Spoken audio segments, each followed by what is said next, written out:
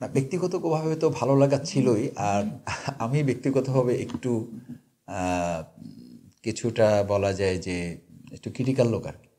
Critical লোক এই অর্থে যে ভাইয়েরা যেমন শিবির করে, ওই যেটা আপনি বলেছেন যে পৈতৃক কারণে আসলে জানার সুযোগ পেয়েছি, কিন্তু সিদ্ধান্তটা নিয়েছি অনেক পরে। অনেক পরে কীরকম, 6 থেকেই আমাদেরকে টার্গেট করা হয়েছে, যেহেতু বড় ভাই ছাত্র শিবিরের দায়িত্বশীল বা নেতা তিনি, তো মনে করেছে সে তো শিবির করবেই, সে শিবির করবে না কেন। তা আমার মধ্যেও আবার এক ধরনের ইয়ে ছিল যে বড় ভাই শিবির করে আমাকেও শিবির করতে হবে, তো কোনো মানে নেই। তো উপজেলা সভাপতি যে ছিল উনি মারা গেছেন, আল্লাহ ওনাকে জান্নাত নসিব করুন, মুজিবুর রহমান নাম ছিল, উনি তখন উপজেলা শিবিরের সভাপতি। উনি রিপোর্ট বই নিয়ে আসতেন রিপোর্ট রাখার জন্য। তা আমি রিপোর্ট বই যেইগুলো নিয়ে আসতো দিয়ে যাইতো, 2 দিন পরে আবার ছিঁড়ে ফালাই দিত, যে আমি তো রিপোর্ট রাখবো না, আমাকে আপনি টার্গেট নিচ্ছেন কেন, আমি তো শিবির করবো না বলছি। তো এরকম অন্তত 3-4টা ফালাই দিছি।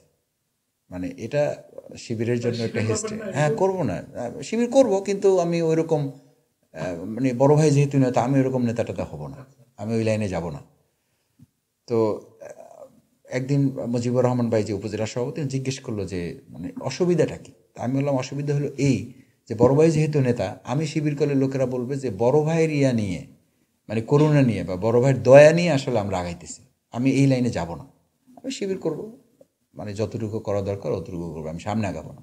আমাকে আপনি সাথী বানাইতে পারবেন না, অর্থাৎ কর্মী থেকে সাথী হওয়া। তো আমাকে রিপোর্ট দিয়ে যেত, আমি ওরকম অন্তত 3-4টে রিপোর্ট ছিঁড়ে ফেলে দিয়েছি। উনি এসে দেখার জন্য চেষ্টা করতো যে আপনার রিপোর্টটা কই একটু দেখি কী লিখতেছেন। আমি বললাম রিপোর্ট তো নাই, আমি ফালাই দিছি।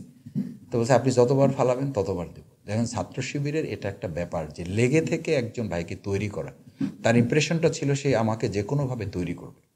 এরকম অন্তত 5 বা 7 বার সে আমাকে রিপোর্ট দিছে। এক পর্যায়ে বিরক্ত হইয়া উনি সাইকেল রেখে যখন নামাজে গেছে, আমি ওনার সাইকেলে ছেড়ে দিলাম, হ্যাঁ। হাওয়া ছেড়ে দিলাম, যে উনি যাতে না আসে আমার কাছে। তো এ আসে, মানে লোকদের জিজ্ঞেস করছে যে এটা কে করছে, বলছে এটা মাসুদ ছাড়া কেউ করে নাই, মানে এই কাজ তার দ্বারাই সম্ভব।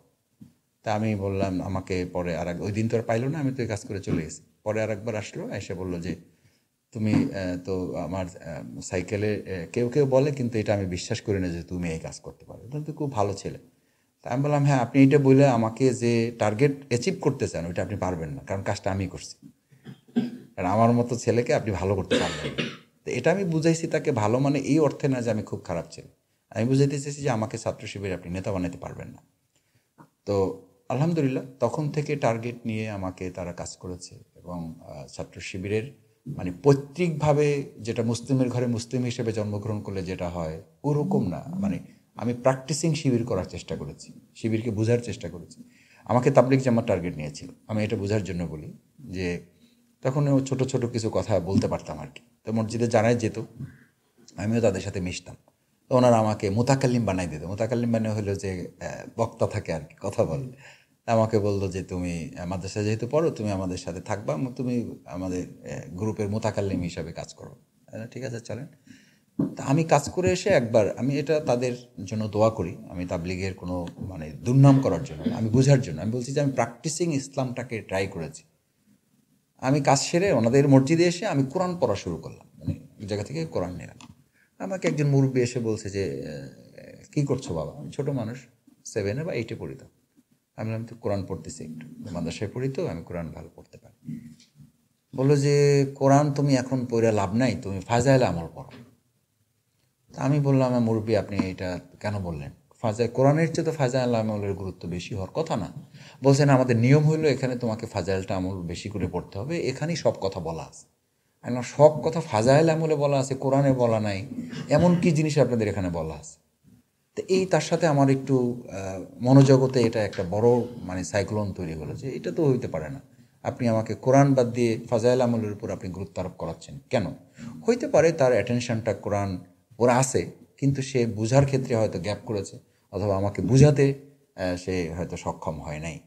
তখন থেকে আমি সিদ্ধান্ত নিলাম যে না, যে দল কোরআনকে বাদ দিয়ে তাদের নিজস্ব একটা পুস্তকের প্রতি অ্যাটেনশন তৈরি করে, এটা আসলে যথাযথ হওয়ার কথা না। ওখান থেকে আমি ব্যাক করলাম।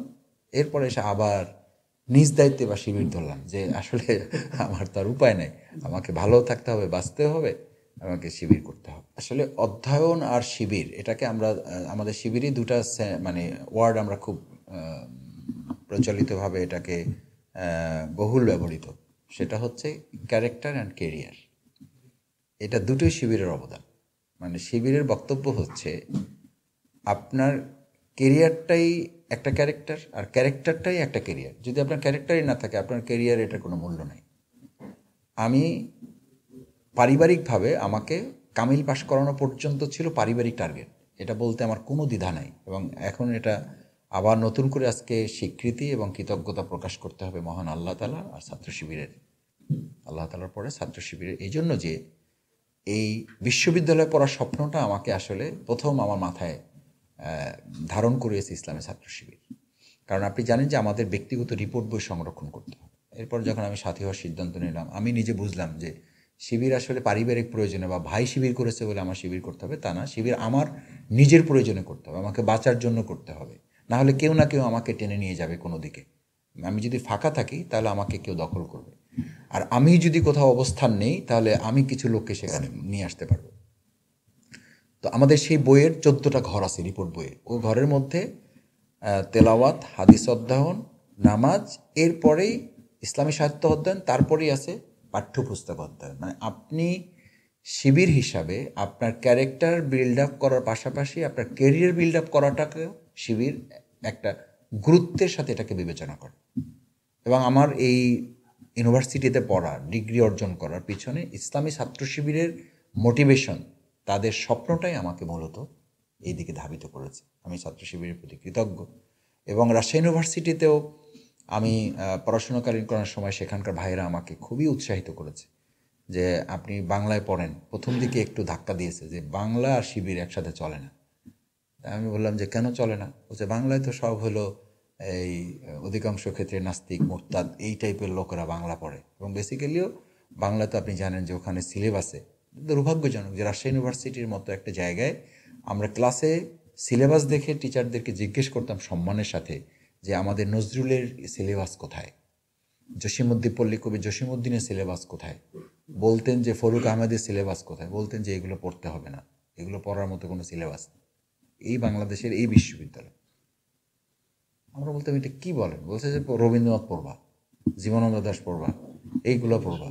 অথচ নজরুল নাকি পড়ারই কোনো বিষয় না, ওনার সিলেবাসে অন্তর্ভুক্ত কোনো বিষয়। বলছে ওটা টুকটাক যা আছে ওগুলো তোমরা বাসায় বসে পড়ে না।